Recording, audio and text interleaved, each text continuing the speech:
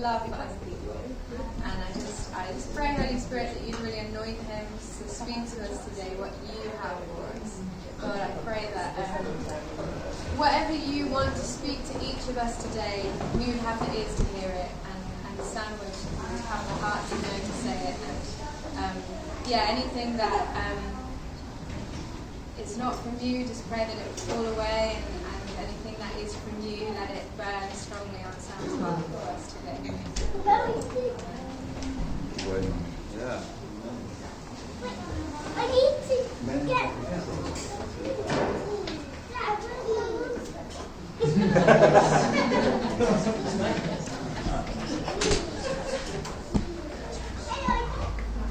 How do you come back from an opening line like that? I do introduce myself, and I forget to, but I always feel I should do it. Is introducing myself as a numpty. And if anybody doesn't know what a numpty is, it's a Scottish word, and it's somebody who's well-meaning but slightly stupid. And I think that's where I'd like to be, because it absolves me from a lot of brain. But if you can understand that my meaning is well, then hopefully we can get somewhere with this.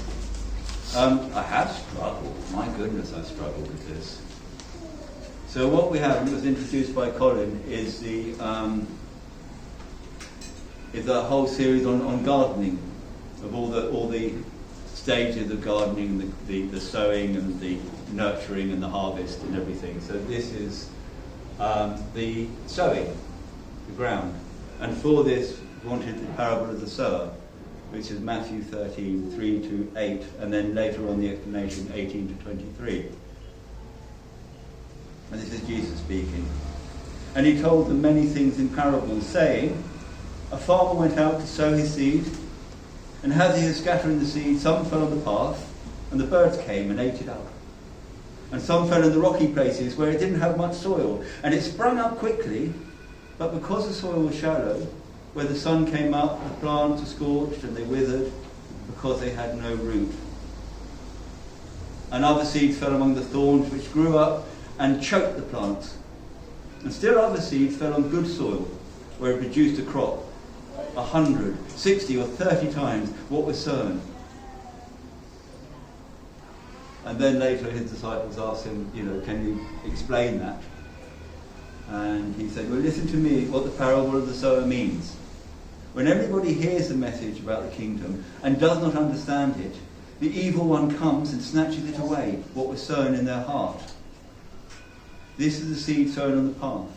And the seed that falls on the rocky ground refers to someone who hears a word and at once receives it with joy. But since they have no root, they only last a short time. And when trouble or persecution come because of the word, they quickly fall away. And the seed fallen amongst the thorns refers to someone who hears a word, but with the worries of this life and the deceitfulness of wealth chokes the word, making it unfruitful. But the seed falling on the good soil refers to someone who hears the word and understands it. This is the one who produces a crop yielding 100, 60 or 30 times what was sown. And I struggle with a lot of scriptures. I struggle with a lot of scriptures that Jesus said, because they are pretty harsh. And this is pretty harsh. Of the four types, only one of them refers to people who have no faith or belief, the rocky road. Then of the other three types, who therefore must be the believers, we have those who give it up or have it choked out of themselves, or who are fruitful. And the temptation is, in our own lives, is when we find uncomfortable scriptures, like the 10 virgins, 5 were, 5 weren't. 1 was taken, 1 was left, all these different things.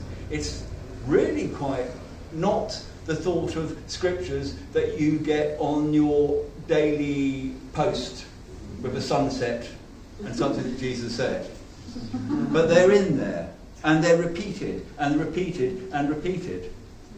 And the temptation is sometimes with uncomfortable scriptures to seek to bend the scripture to suit us rather than us yielding to what the Scripture is warning us of. And their colleges that people go to spend huge sums of money learning to alter the understanding of the Scriptures so that they're comfortable in the life that they're living. I mean, I'm not the best carpenter. Sometimes I build something and it's really not straight. But if I squint, everything looks all right. And so much of theology nowadays is about squinting so that everything looks all right. That's an aside. I mean, if we look, the question we have to ask ourselves in the parable of the sower is what are we in this? Are we the seed? Or are we the ground? And then what are we if it comes up and gives 30%? What is that to us? Where are we in relation to that? And I think very much we can clearly see that it's actually what's being talked about is our heart condition, is the ground. And Jesus even says so in the second bit. And you see, in that very first one, he said, evil comes and snatches away what was sown in their heart. And this, so it's our heart condition is what's being talked about here. And they're pretty straightforward. I mean, stony ground, talking about people with stony hearts. Nothing goes in, nothing comes out. They don't receive any truth. And then, of course, we have the shallow people. Everything is sort of pretty self-explanatory. And no root, no depth. It's superficial. And I think it's at our peril, by the way, if we start preaching a gospel which is also shallow, which is also quick fix. Everything will be all right. Because what happens, they fall away when the persecution that comes because of the word. And if we teach people that everything will be all right and your problems will be over, we're setting them up for a fall. And I think we're setting ourselves up for a fall if we start believing that. The thorns, and this is where it really does start to cut. And I was thinking about this, and it's called the deceitfulness of cares of the world and the deceitfulness of riches. And if you were corn, and you thought, where do I want to grow? What are my dangers? You think, well, goats and birds. Where would be a safe place to grow? Well, it would be to grow amongst the thorns.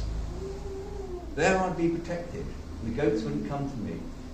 And we do the very same thing with money. Money will keep me safe. Money will keep me shielded from the things that might attack me.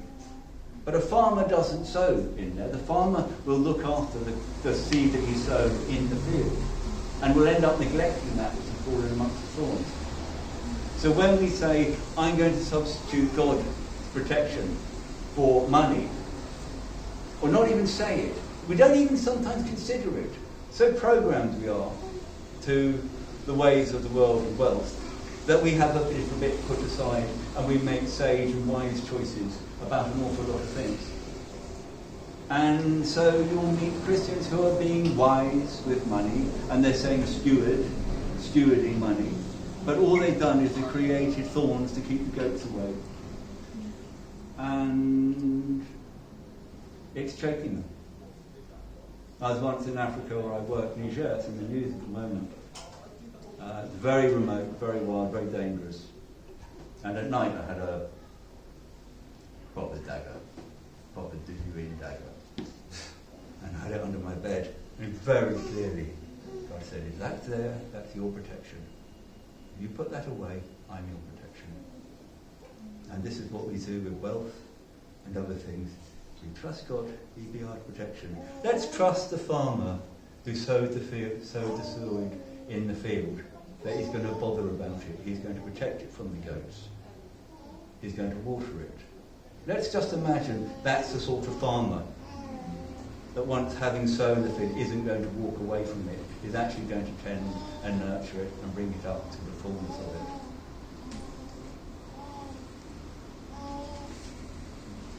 So then, what is this good ground? This good ground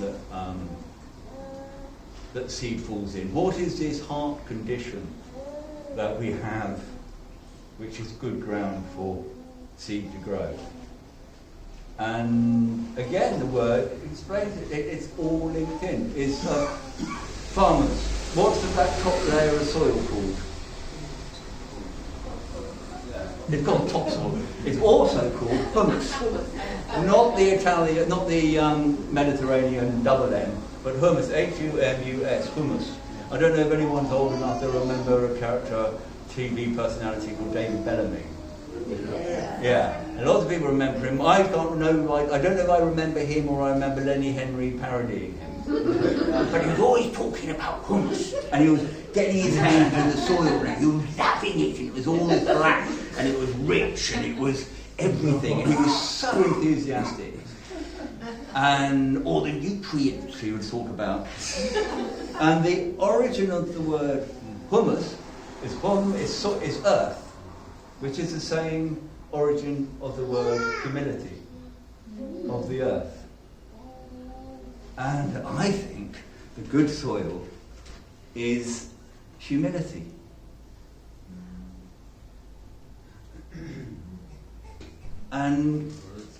But then we have to then define what is humility, because we have interesting understandings. And we think of Uriah Heep, I am all humble servant. And it's very self-deprecating. And humility isn't low self-esteem. Low self-esteem is the flip side of pride.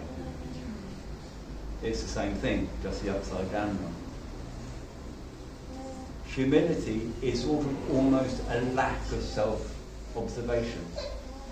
There's a lovely bit I've got here in Philippians 3, 2, 3.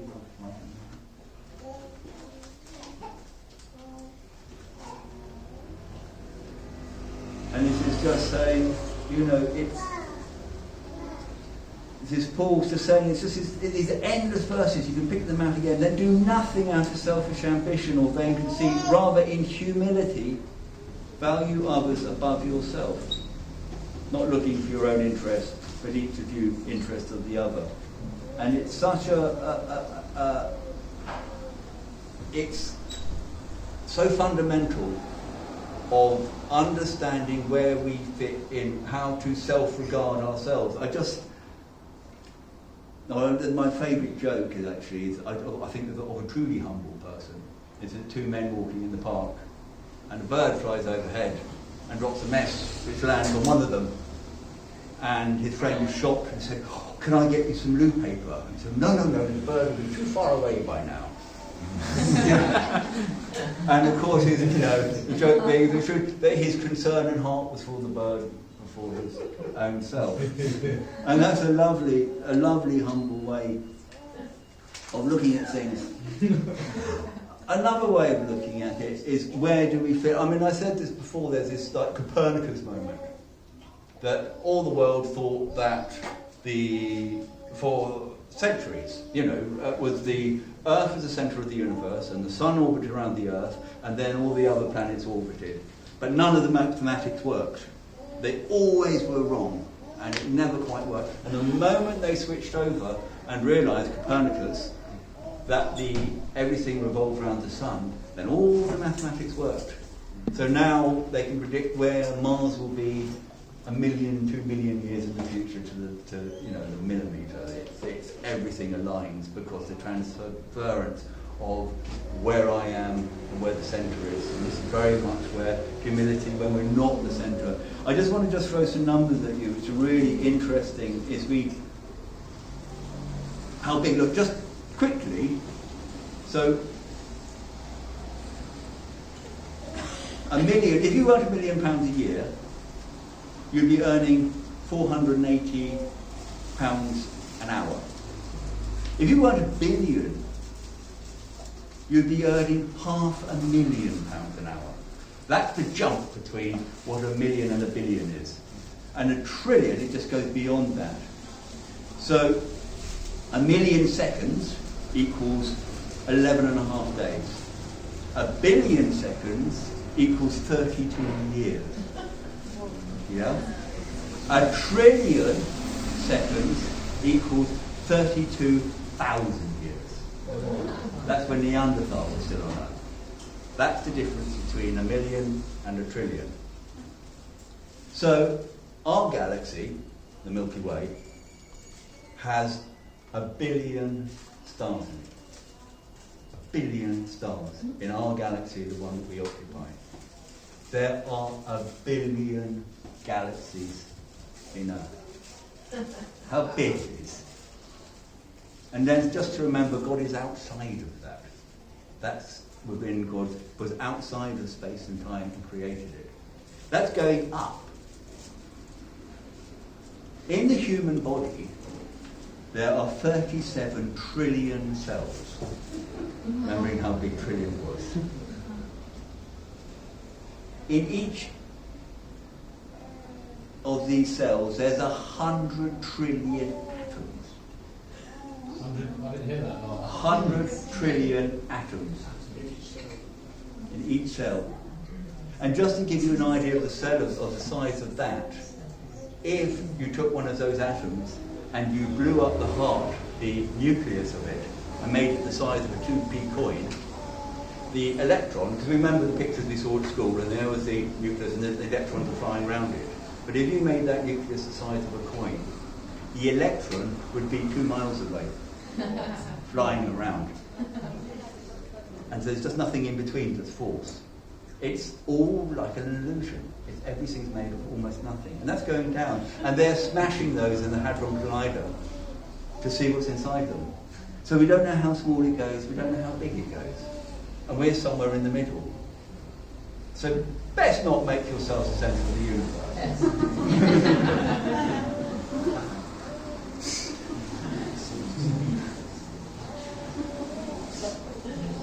So this humility is this lack of self-awareness, not neglect, but it's lack of self-awareness. And a really nice way of putting it, when you know humble people, is I find that if you swap the word love for humility in 1 Corinthians 13, it's 4-8. So it says love is patient, love is kind. But I'm going to put that into humility, okay?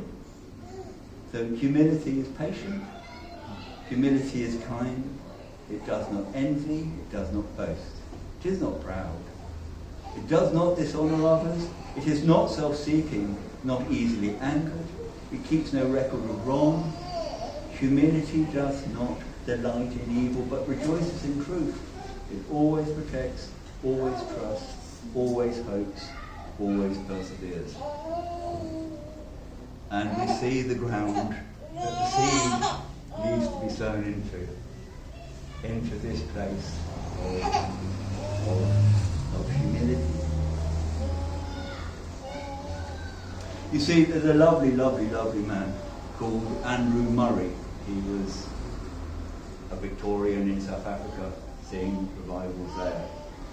It's annoying if you try and Google him, because you put in Andrew Murray, you just get an annoying Scottish tennis player. But Andrew Murray, and I think maybe the difference it is R-A-Y, I'm not sure if that is a difference. But he writes on humility, and there's a lovely book of his called On Humility, so if you do come across it, it's beautiful. But he says of humility, humility isn't one of the fruits. Humility is the very ground that all the fruits grow from. And this is so fundamental for what we're being asked to be. Is to be pliable, to be humble, to be all that was your pride and your vanity and your anxiety and your self-awareness, whether it was for good or for bad. When that dies, that becomes the wonderful nutrients in the humus that grows the seed from its experience, and it grows and it grows and it grows. But the question is, easier said than done, is how do you become humble? Because you are in danger of making this monstrosity of a parody, of a Uriah Heep. And I think the key is gratitude. I think if you live in a state of gratitude, you automatically defer to becoming humble. It's very hard to be grateful and proud. I would say it's impossible to be grateful and proud, to be beholden to somebody and proud, or anything. I did a TED talk in before COVID, but there was another chap who did, I think, a better talk than me, and he was a soldier who had walked out of his barracks in Chelsea and got hit by a car and dragged up the road. When the car eventually stopped, most of him was in the wheel arch, and most of his skull, outside of his skull, had been worn away on the road. So they pretty much thought he wasn't going to live till the ambulance got there. But he did. And they were pretty sure he wouldn't make it to the hospital, but he did. But even then, they're pretty sure he wouldn't survive, but he did. But he was a wreck of a man. I mean, physically and psychologically and mentally was a wreck. They were sort of private conversations and really might have been better let him go.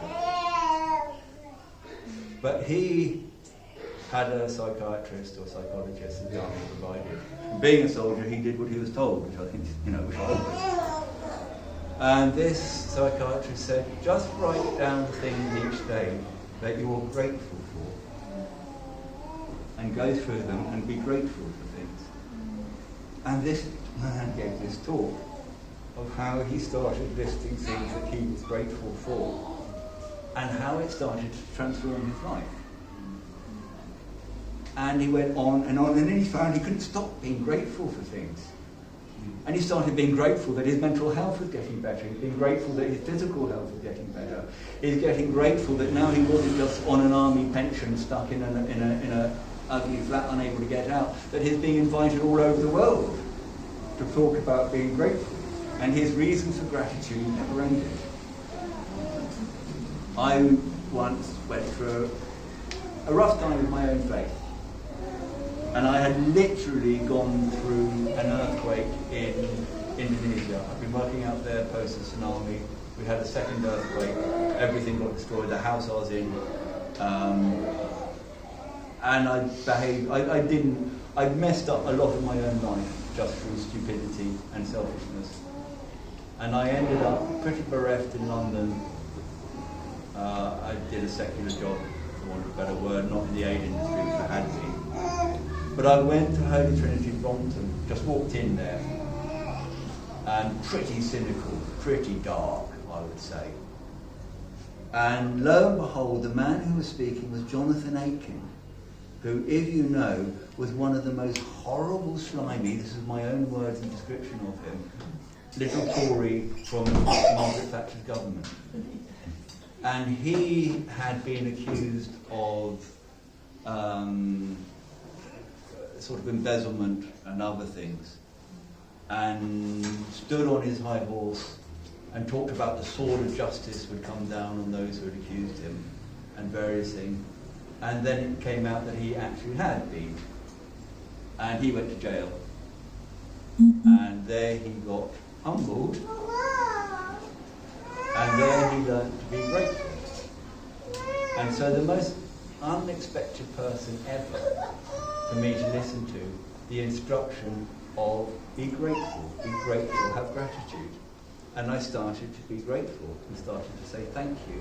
And rather than moaning at God at everything that I hadn't done and everything I hadn't said, I started saying thank you. And I started to see the change.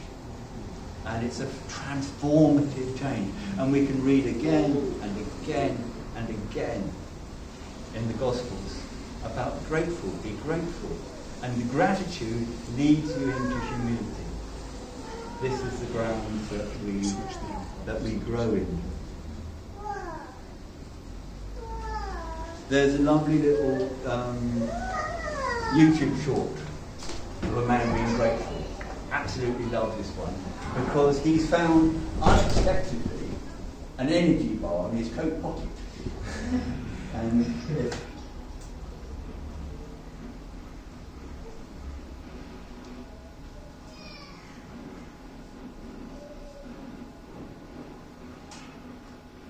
I was so lucky enough to find in my pocket this energy bar.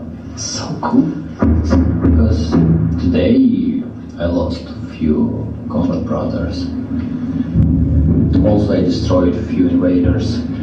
I received so much emotions for my whole future life, and of course physically and emotionally this got I'm so appreciated to eat this delicious energy bar, and I realized that life is amazing, guys. That's true. That's totally true. So if I'll survive here, my life will be even more valuable than before because I'm sure that life is a great present. It's my first meal I find.